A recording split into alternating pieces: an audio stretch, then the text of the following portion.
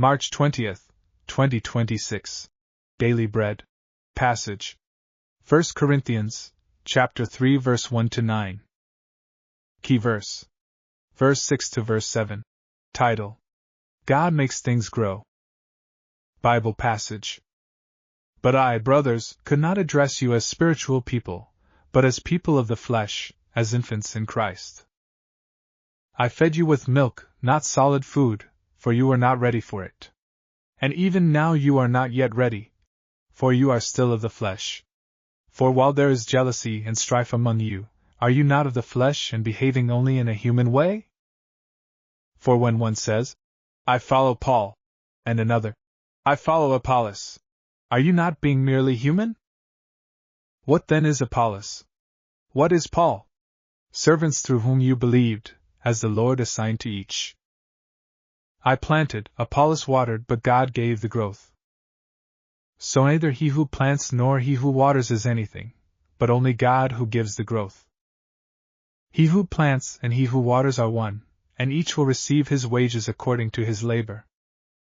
For we are God's fellow workers. You are God's field, God's building.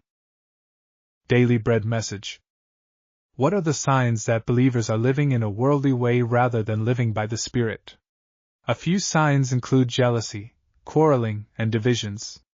The Corinthian Christians were spiritually immature. Their attitudes toward each other were no different from worldly people. Paul saw them as spiritual infants. They emphasized following church leaders like Paul and Apollos.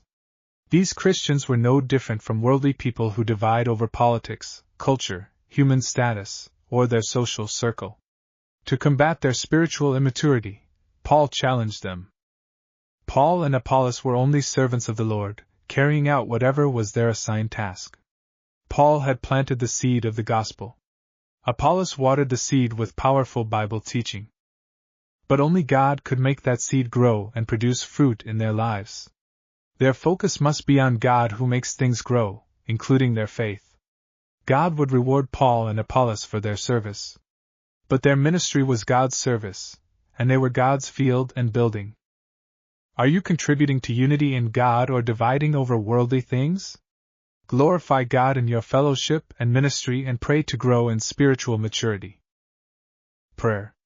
Father, forgive my worldliness and help me to live by your Spirit. Use me to lead others to Jesus. One word. Live by the Spirit, not the world.